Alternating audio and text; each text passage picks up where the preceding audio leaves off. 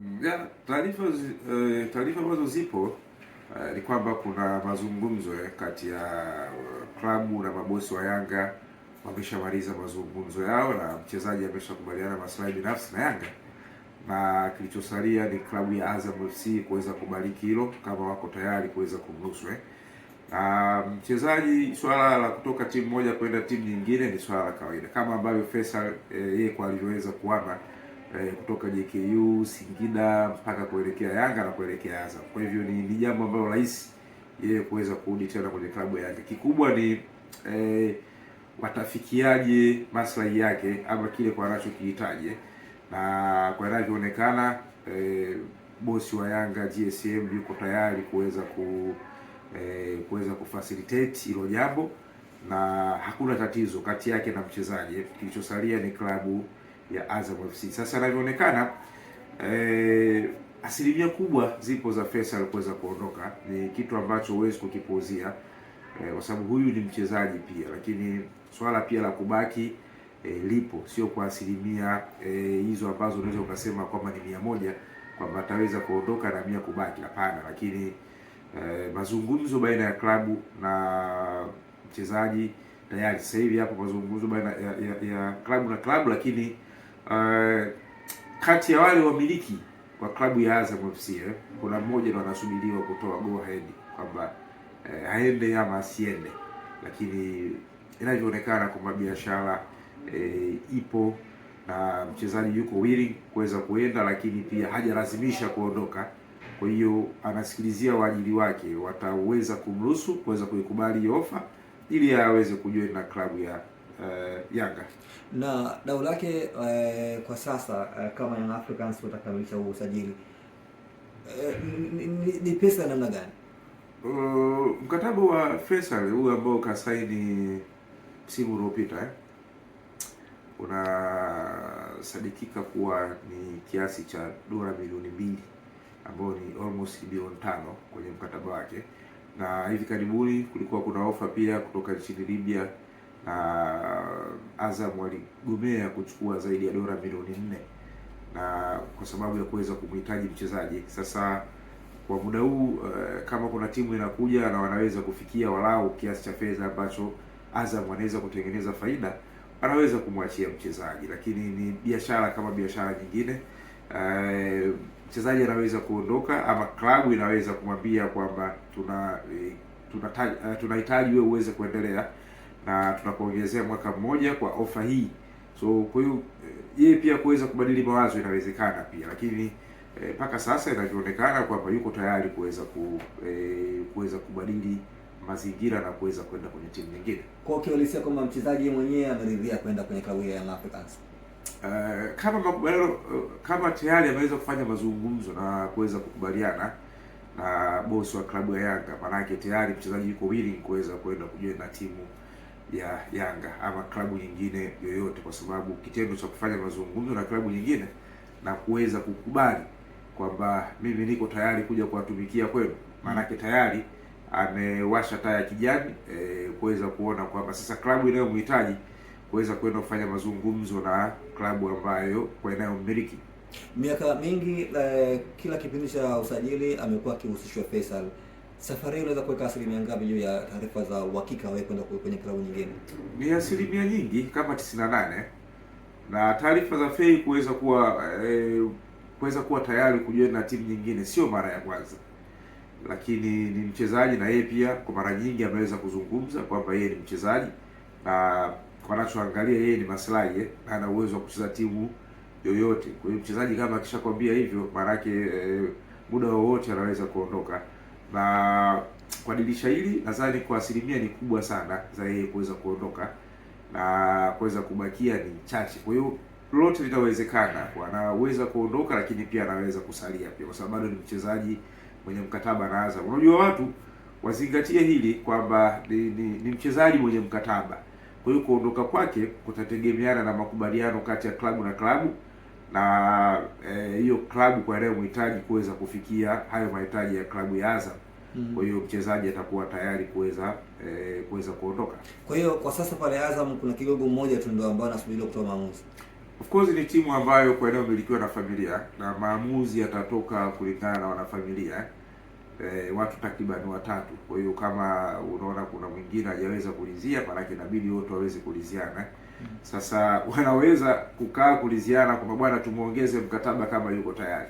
Na akampa ofa mezani na akaweza kusaini. Ama kweli bwana tuchukue hiyo fedha tuweze kumuuza, tuweze kutengeneza faida. Kwa hiyo maamuzi lazima atoke kwa watu wote, na huyo mtu mmoja kama akiweza kulizia, basi mchezaji kwenye tarehe hizo za kati ya itakuwa kama sio Simba Day, basi itakuwa ni siku ya mwananchi, akaweza kuonekana huko lakini kwa asilimia kubwa ni kuelekea Yanga. Tumeshuhudia rais wa heshima wa klabu ya soka ya Simba Mo Dewji amepost namba 6 kupitia akaunti yake ya Instagram. Naye anaweza kumuuliza moja kwa moja FA kwa sababu pia anahusishwa pia na yeye. Timu zote zimefanya mazungumzo na huyo mchezaji. Wote wafanya mazungumzo. Kwa hiyo kama amewapa moyo, maana yake bado pia na wana imani watu wanaweza kuijaa kidili. Mchezaji anaweza muda wowote kuweza kubadili mawazo na watu wanaweza kuweza kumpandia dau na akaweza kuweza kwenda timu nyingine. Kwa hiyo timu zote zina matumaini zote. Na kufanya mazungumzo na vilabu viwili, kukubaliana maslahi binafsi ni jambo la kawaida tu. Tunaona kama mchezaji yani Diomande ameweza kufanya mazungumzo na vilabu takribani vitatu. Lakini bado pia maamuzi yanasalia kwake, na ni timu ipi ambayo itaweza kufikia ofa nzuri, basi anaweza kuamua. Kwa hata Faisal ana mazungumzo na Simba, ana mazungumzo na Yanga, lakini bado maamuzi yatasalia kuweza kuona timu gani ambayo itaweza kutoa dau kubwa na mchezaji kuweza kuelekea. Na kwa jinsi wewe ulivyotazama, timu gani ni rahisi kufanikisha dili lake? Taarifa mpaka sasa wanaonekana Yanga kuwa ni front runner, kwa maana Yanga wao ndio wanaongoza hizo mbio. Na kuongoza sio tatizo, unaweza kuongoza lakini bado watu wakaja kuingia kati na kubadili ule msimamo. Kwa hiyo maybe Simba wanaweza kuja kivingine wakaweza kuijaa kidili na wakaweza kumpata. Lakini wao Yanga pale ambapo wanapoongoza ni kushikilia pale ili kuweza kuona namna gani wanakamilisha dili kwa haraka zaidi, kuweza kumchukua mchezaji wao na kuweza kufunga huo mjadala. Kile kipengele cha endapo kama Faisal atauzwa akiwa kwenye mkataba na klabu ya Azam FC, Yanga kuna kesi unakipata bado kipo? Hapana, kile kiliisha baada ya FA kuweza kusaini mkataba mpya.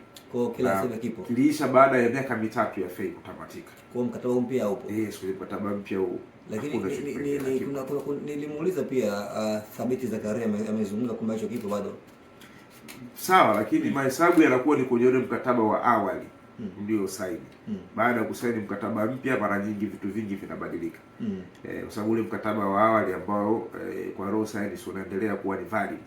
Sasa kama ukishaisha na kuanza mkataba mwingine, maana yake mnakuwa mna makubaliano mengine pia.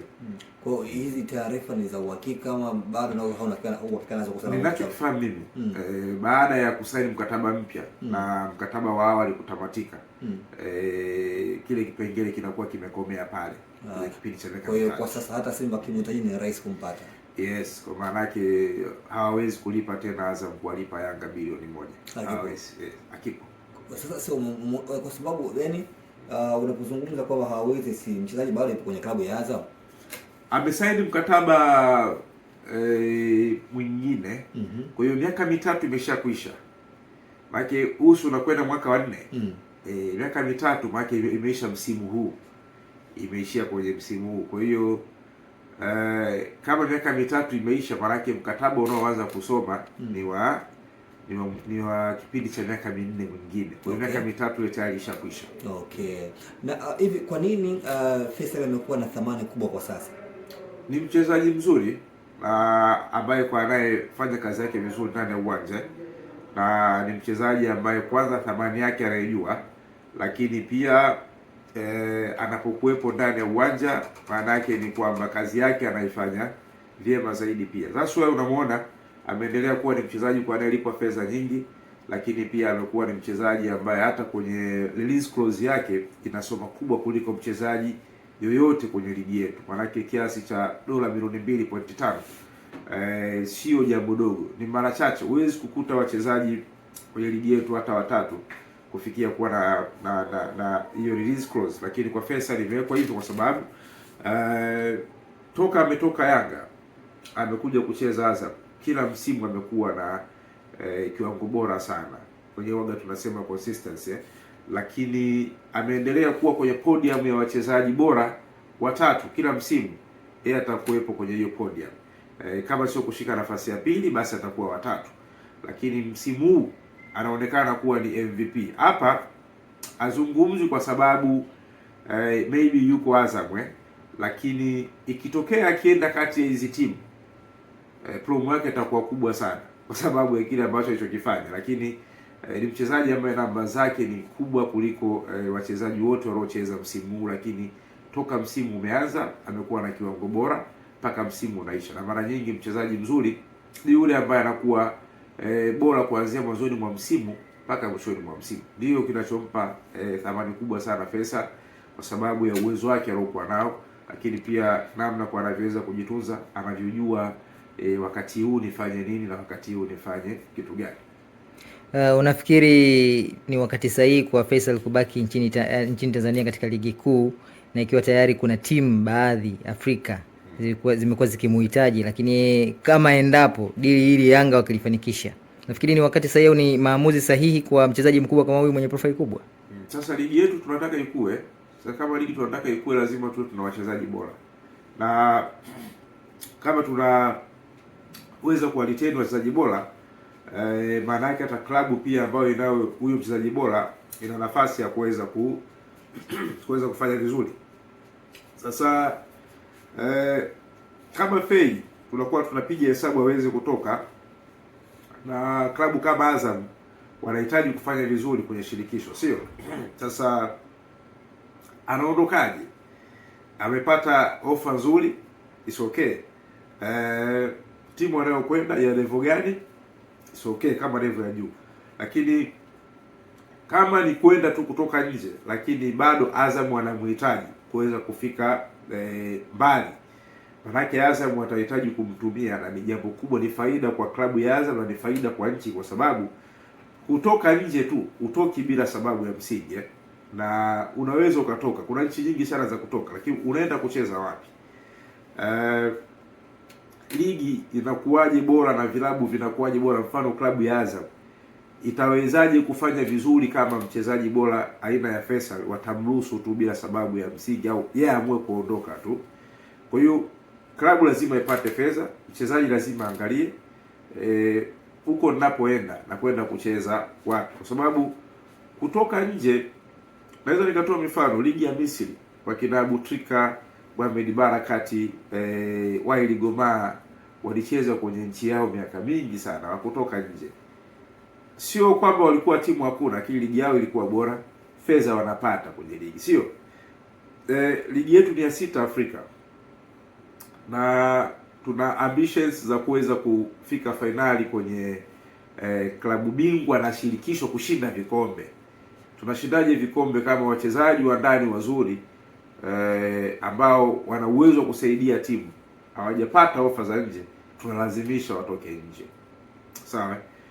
South Africa, Mamelodi, sio kwamba hawana wachezaji ambao hawawezi kwenda nje, wako wengi sana, lakini kwa nini wanacheza kwao? Ligi yao ni bora na wanapata fedha ambayo wanayostahili. Kwa kuna muda tusilazimishe, au sio kwa sababu Fei anacheza Azam, achezi timu za Kariakoo basi aweze kwenda nje. Atakwenda nje kwa wakati sahihi, kwa ofa sahihi, lakini pia kama kuna klabu itaweza kumudu ndani, inakuwa ni jambo kubwa sana unapoenda kucheza game za kimataifa na una mchezaji bora kutoka ndani ya nchi yako. Usisahau kusubscribe kwenye YouTube Mwandike Digital.